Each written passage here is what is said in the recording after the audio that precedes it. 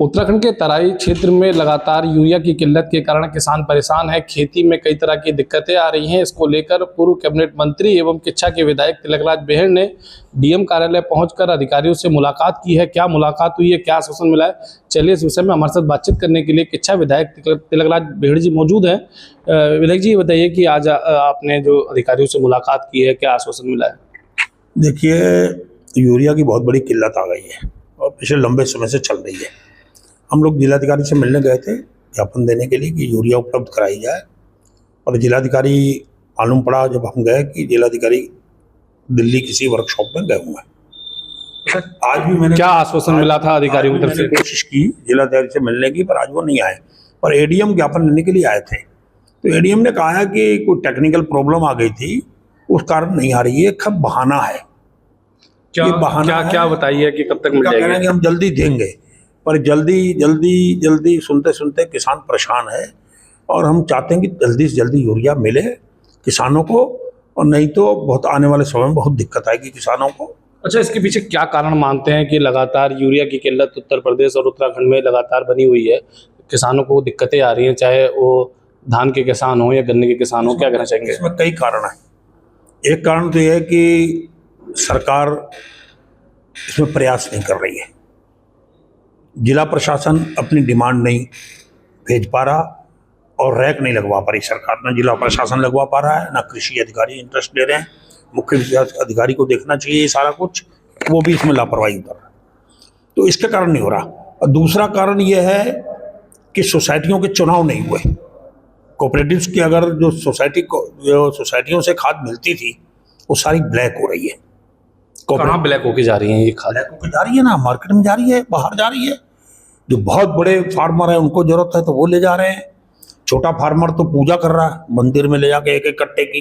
किसान भी खेत में रख के पूजा कर रहा है, जैसे मंदिर में आरती करते हैं, ऐसे साथ साथ खाद की भी आरती कर रहे हैं और सरकार की भी आरती कर रहे हैं। और सबसे बड़ी ब्लैक मेलिंग हो रही है, जो आज देश के अंदर प्लाईवुड का जो बोर्ड बनते हैं, जो उत्पादन बढ़ा है, जो फैक्ट्रियां हैं बड़ी बड़ी, जैसे हमारे यहाँ लगा लीजिए सिडकुल में बड़ी बड़ी प्लाईवुड फैक्ट्रियां हैं। पिछले दिनों मैंने सुना छापा पड़ा था, तो सारा का सारा मामला दबा दिया गया। अब भ्रष्टाचार इतना घुन की तरह घुस चुका है अधिकारियों में, प्रशासन में, पुलिस में, कोई बचा नहीं है। तो सारे की सारा मामला दबा दिया गया, जबकि बहुत बड़ी यूरिया की खेप पकड़ी गई थी, दब गया मामला। और असली वहां पर भी अभी रैक उतरती नहीं है किसानों के नाम पर। जैसे वोट चोरी होता है ना, ऐसे ही इन लोगों ने फर्जी किसानों के नाम पर उससे आईडिया बना रखी हैं, आधार कार्ड बना रखे हैं, सेटिंगें कर रखी हैं फर्जी। तो उसके क्या कर रहा है? अगर सरकार लगातार इस तरह की घटनाओं को दे रही है, यही तो बता रहा हूँ, इसीलिए तो ज्ञापन देने गए थे। हमारा क्या काम है? अब हमारे कहने से रैक तो लगेगी नहीं।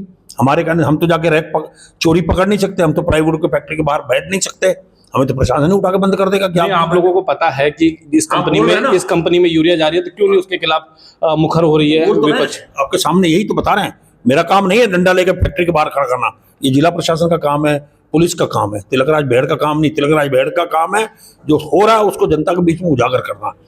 प्लाईवुड फैक्ट्रियों में जा रही है, तो सारी खुर्द बुर्द हो रही है, जो आ रही है बहुत थोड़ी थोड़ी मिल पा रही है।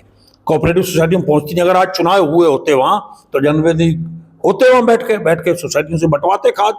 तो सारा सिस्टम ही डगमगा गया है, सारा सिस्टम चोरी में लगा हुआ है। बहुत बुरा हाल है हमारे जिले के अंदर। किसान रो रहा है, तड़फ रहा है। आप देख रहे हैं यूरिया के लिए लाइनें लगाए पड़ा है।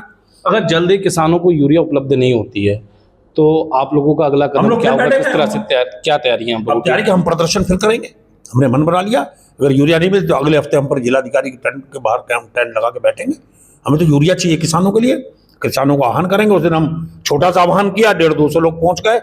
हम बड़ा आह्वान करेंगे, फिर बड़ा आंदोलन करेंगे। हमारे पास और क्या रास्ता है?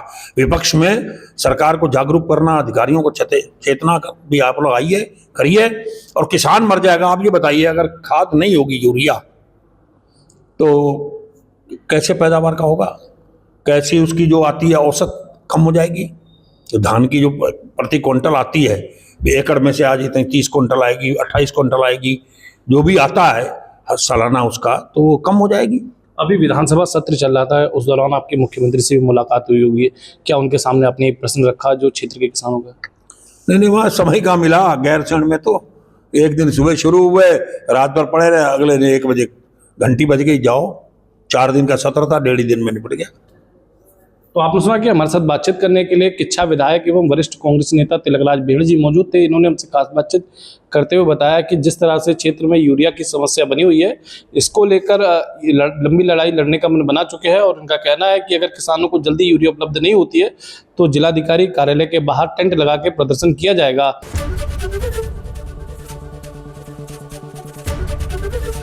एबीपी गंगा, खबर आपकी, जुबान आपकी।